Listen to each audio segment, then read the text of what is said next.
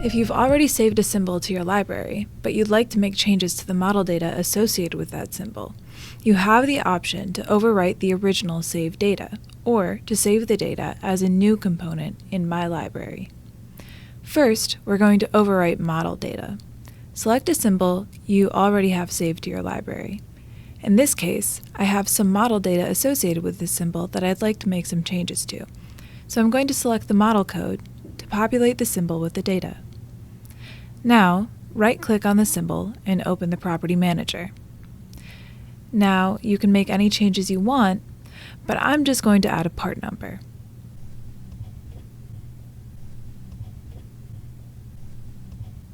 Now, click Save to My Library. Confirm that you'd like to continue. Confirm that you'd like to overwrite the data. Now, we can reopen the Property Manager for this component and confirm that the changes have been saved. Looks good. Now, if I want to associate a new model code with this symbol, I can either save the model code in this folder or use Save as New to save it in a separate folder. Let's try it both ways. First, right-click on the same symbol as before to open the Property Manager.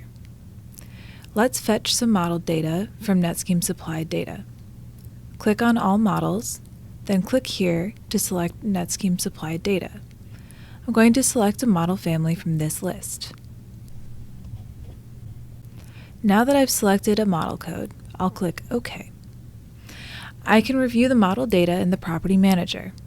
Looks good to me. I can always make changes later. Click Save to My Library.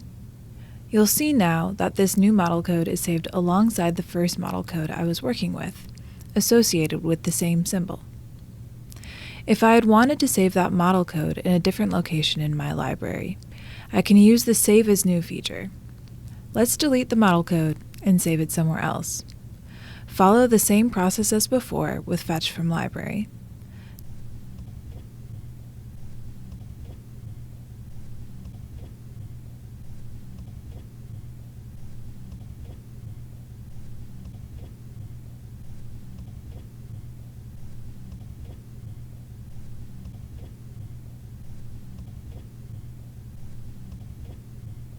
Now, select this down button and choose Save to My Library as New.